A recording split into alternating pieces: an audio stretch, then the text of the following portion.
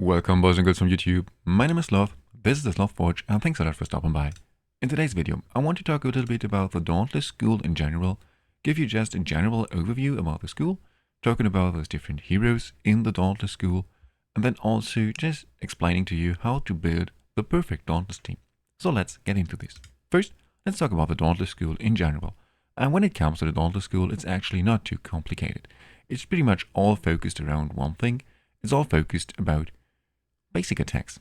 You would just want to launch as many basic attacks as somehow possible, and they don't even need to be big. You just want many of those basic attacks, where, for example, this little fella here, the Thundercloud, is very useful. Now, let's have a look at some of those frequently used Dauntless heroes, for example Sutha or Tarival, also Shargol and Nimbus. All those heroes have one thing in common. They have various ways to launch many basic attacks, far more basic attacks than most other heroes. And those heroes are just some examples. This is true for most Dauntless heroes out there. Also, is Dauntless the only school where something like this exists, an attack speed aura? Also, Dauntless is the only school that would benefit from aura like this, but just in general to show you one more example of what this school is about. It's about basic attacks. But why? Why do we want so many basic attacks? And I just said that we don't need big hits, but instead many. And the question is, why? And to answer this question, we just have a look at Nastyanka. This is just a general advice. Whenever you don't know exactly what a school is designed to be, or what the idea of a school or of a faction is, you can always have a look at the premium hero of the faction, and it will give you a general idea of what the school is about. So for example here, Nastyanka. If we look at her ultimate, here it's an extremely strong ultimate, by the way. She launches something like a Nexus for 10 seconds, and within this time, whenever a basic attack is launched, there is a 50% chance, when she's scrolled, that she will launch a feather that deals a little bit of additional damage. It scales with attack and can also critical hit. And this is the reason why we want to launch so many basic attacks. The more of those basic attacks you're going to launch within those 10 seconds time window, the more damage your Nastyanka is going to deal, because the biggest damage comes from this ultimate. However, I know a lot of you don't have Nastyanka, and this is absolutely fine, because there are some extremely strong alternatives for Nastyanka. For example, Ivalios.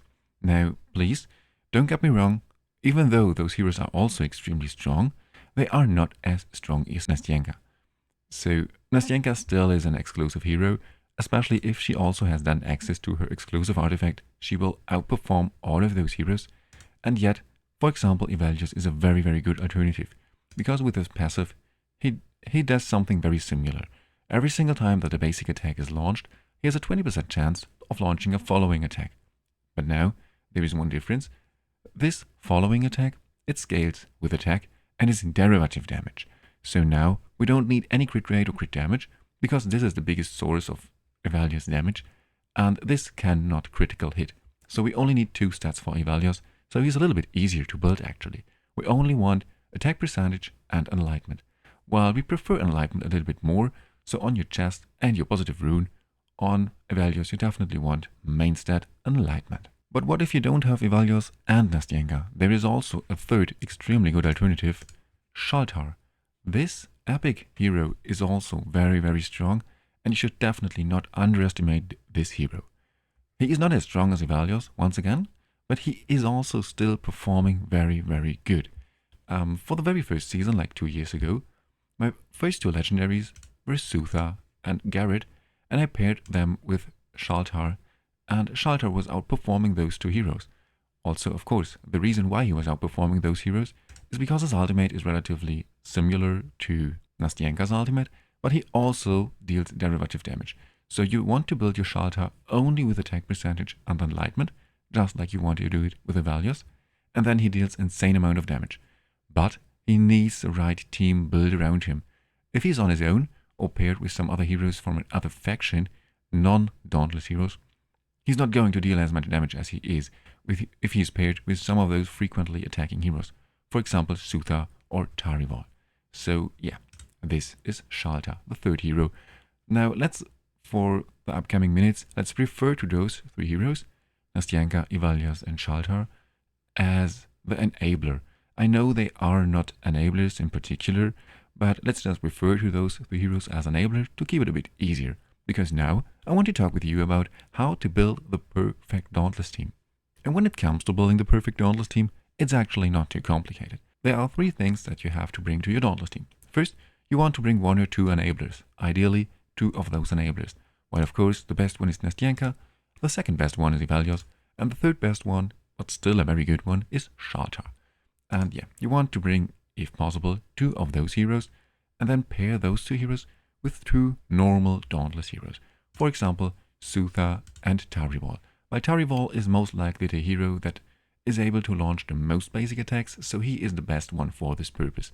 But all other Dauntless heroes work perfectly fine for this as well.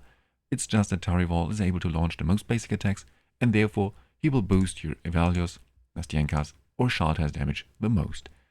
And that's pretty much the whole idea of this team. Bring two enablers, pair them with two normal Dauntless heroes, and then ideally you can keep this team alive with one support. Some very strong supports for Season 1 are, for example, Asilia, Jillian, Mithrasia, or Garius, or just in general, Nathaniel is an extremely strong option as well, who you can use in combination with those heroes in all seasons, because he's also from the Lightning faction. In general, it always depends a little bit on what season you are in right now, and what supports you can pair your Dauntless heroes with. But yeah, this is the general idea of how to build the perfect Dauntless team. And now, finally, let's talk about the gear just real quick.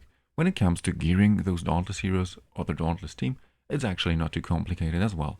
For your main DPS hero or heroes, so normally your two enablers, you want those heroes in a mythical set pieces, just to increase their damage as much as somehow possible, while on your other heroes you also, always if possible, want to bring one hero in the Inspiration set, one hero in the Brotherhood Spirit set, and then it depends a little bit on what sets you have available, and just what content you are currently facing. When it comes to the artifacts, there is something very important that I want to talk about, because we have two different Dauntless artifacts. First, we have the Great River Lamp, and then also do we have the Thunder Deity's Spear.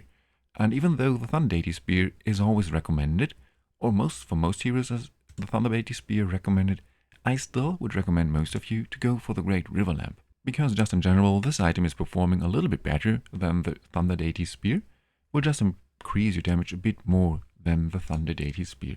But it depends always a little bit, just because the Thunder Deity's Spears allows you to trigger additional attack combos, 2-hit attack combos, so overall he just helps you to trigger some additional basic attacks. But the Great River Lamp always performs a little bit better, and right now in Season 2, I did not use the Thunder Deity Spear even once. I tried around a lot of times, and in the end I always ended up with something else.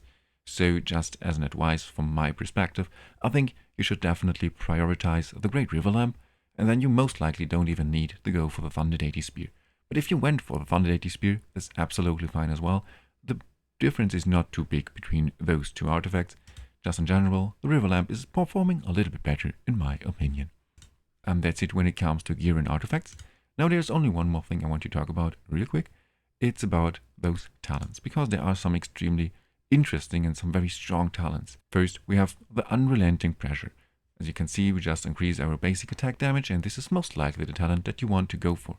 However, when it comes to talents, it's always the same advice that I give to the people.